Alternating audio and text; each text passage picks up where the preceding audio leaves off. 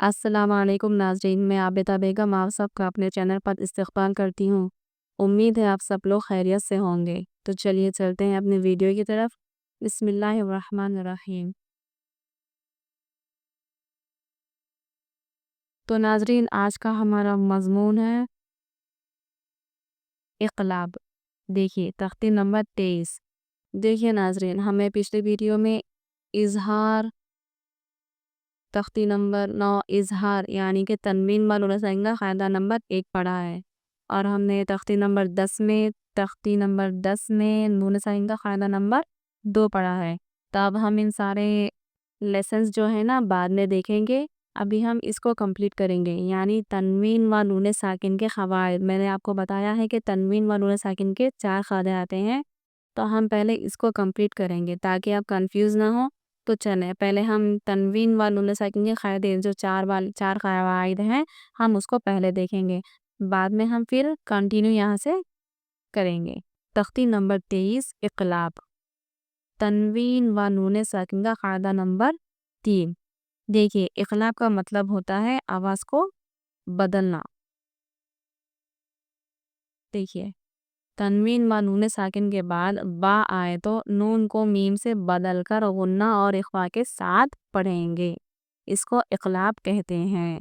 سمجھ گئے ہیں آپ کو سمجھ میں آیا ہوگا ناظرین۔ دیکھیے تنوین یا نون ساکن کے بعد با آئے تو نون کو میم سے بدل کر، یعنی آپ کو نون کی آواز کو میم سے بدلنا ہے۔ آپ کو یہاں پر نون کو میم سے بدل کر نون کی آواز کو میم میں ڈائیورٹ کرنا ہے، اور میم کی آواز سے کیا ہوگا، اس کو کیا کہیں گے، اقلاب کہتے ہیں۔ دیکھیے مثلا آپ کو یہاں پر ہجے بتا رہے ہیں، مثلا مم بخیلا کے اس طرح ہوں گے، میم میم زبر مم، با زبر با، مم با۔ دیکھیے یہاں پر میم نون زبر ہے، لیکن آپ کو کیا کرنا ہے، نون کو میم سے بدلنا ہے۔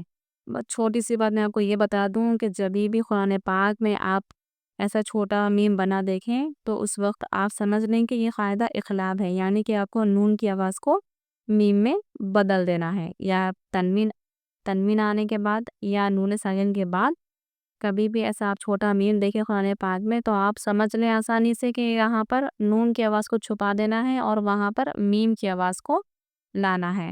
تو چلیے ناظرین، مم بخیلا، آپ یہاں پر من نہیں پڑھیں گے بلکہ مم بخیلا، اور ساتھ میں میم کی آواز کے ساتھ آپ کو غنہ اور اخفا بھی کرنا ہے، یعنی کہ نون کو چھپانا ہے اور غنہ کرنا ہے، یعنی کہ آواز کو روکنا ہے۔ اخفا اور غنہ کا یہی فرق ہوتا ہے، غنہ کا مطلب ہوتا ہے آواز کو روکنا، اور اخفا کا مطلب ہوتا ہے آواز کو چھپانا۔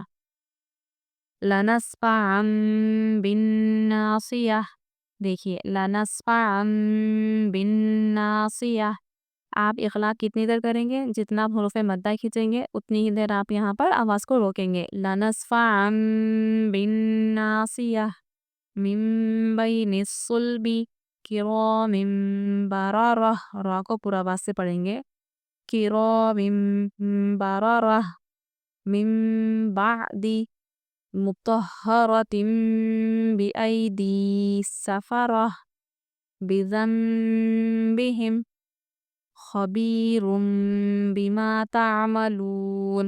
عین کی آواز اچھے سے نکالیں۔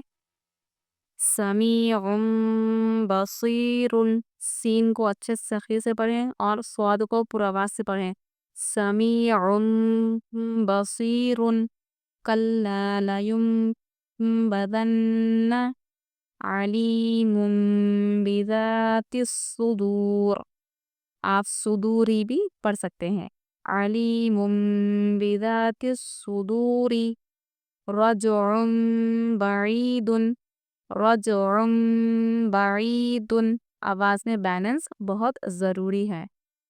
رسول بما لا تہویٰ، دیکھیے یہاں پر حروف مدہ جو ہے لائن سے ہے تو آپ سب کو برابر سے کھیجئے۔ رسول بما لا تہویٰ۔ تو ناظرین آپ کو یہاں پر بس یہ سمجھنا ہے کہ قرآن پاک میں کبھی بھی آپ کو ایسا چھوٹا میم نظر آئے تنوین یا نون ساکن کے بعد تو آپ کو کیا کرنا ہوگا، وہاں پر نون کی آواز کو چھپا دینا ہوگا۔ تو ٹھیک ہے ناظرین، اس کو اچھے سے سمجھ لیں، پھر ہم کل ملیں گے اپنی اگلی ویڈیو میں، تب تک کے لیے اللہ حافظ۔